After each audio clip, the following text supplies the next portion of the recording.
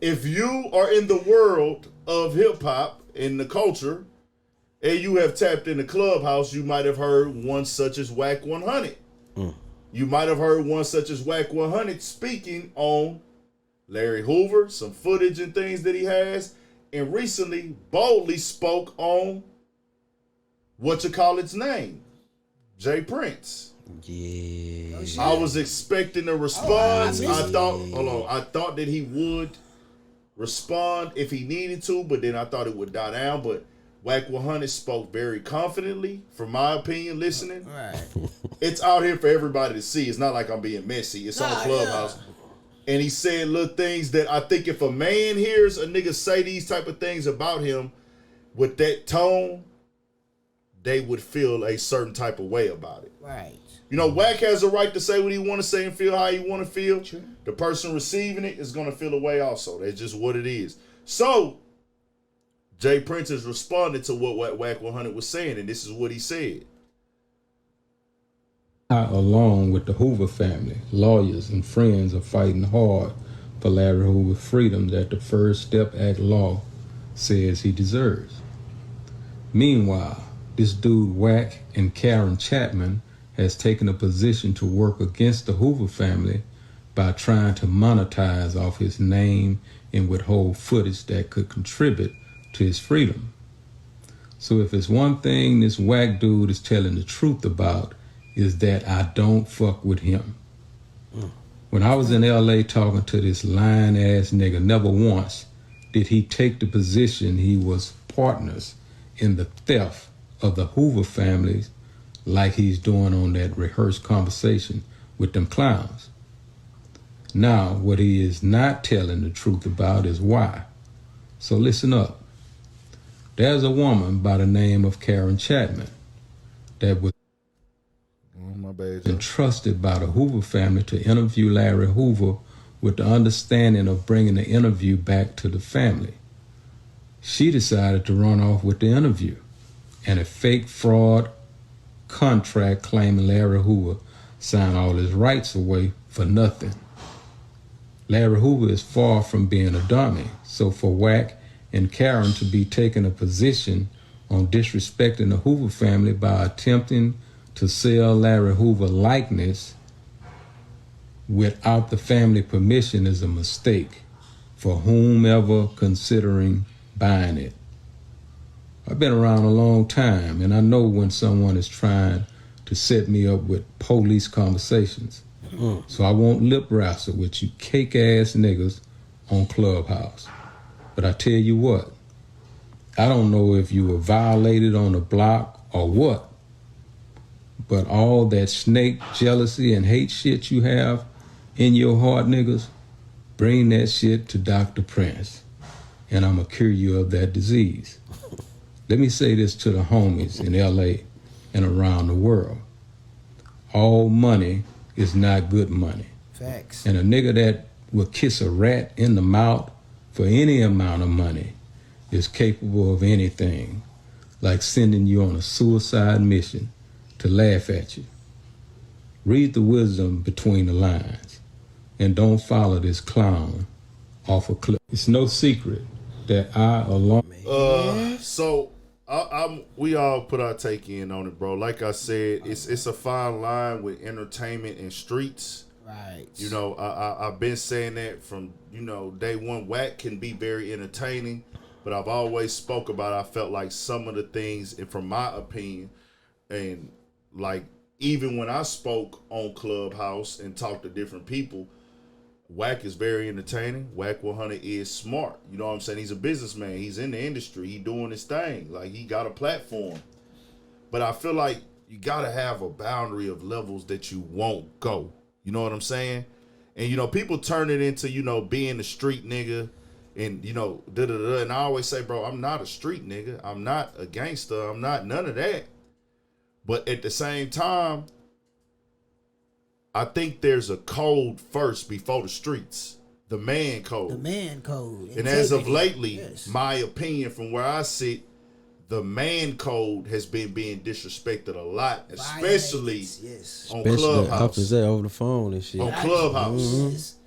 things that should not be said about a man without proof, documentation, just everything. I just don't agree with it from where I sit as a nigga that's not a street nigga. Right. That's just man. That's just on some man shit though. Some things go hand in hand with man code and streets because it's some of the laws that you're supposed to follow is the same in my opinion. True.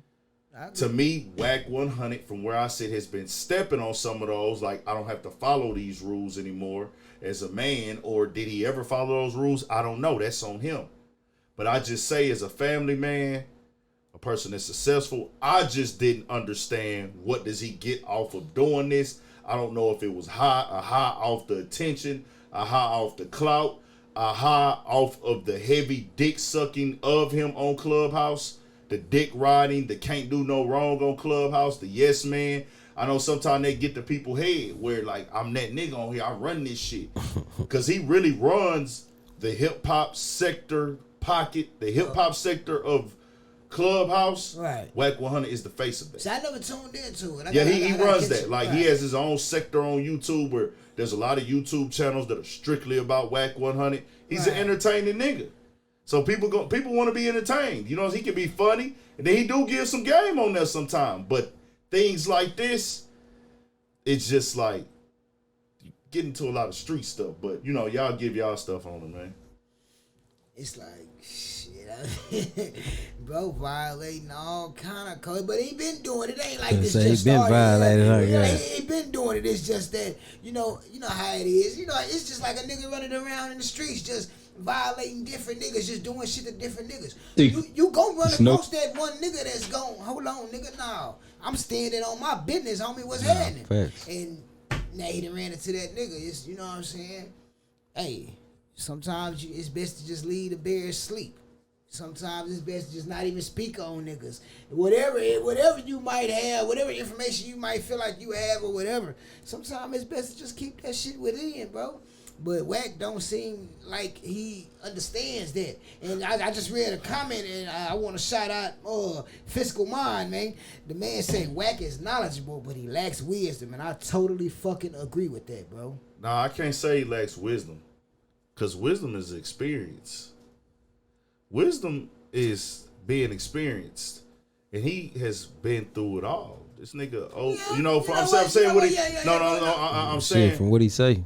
No, I'm just saying. Just him being a nigga in his 40s, you did the street shit as a young nigga. You did the gang banging. That's vouched for. You know what I'm saying? Your hood, the pictures. Yeah. You did the prison time. You started a business, trucking business, became successful at that. You now have worked in the rap and entertainment industry. Okay, go ahead. You are a factor in that. Like you have places and relationships with radio stations, the top podcasts. You know the rules and the codes. You have now raised a family. His kids are grown. He's married.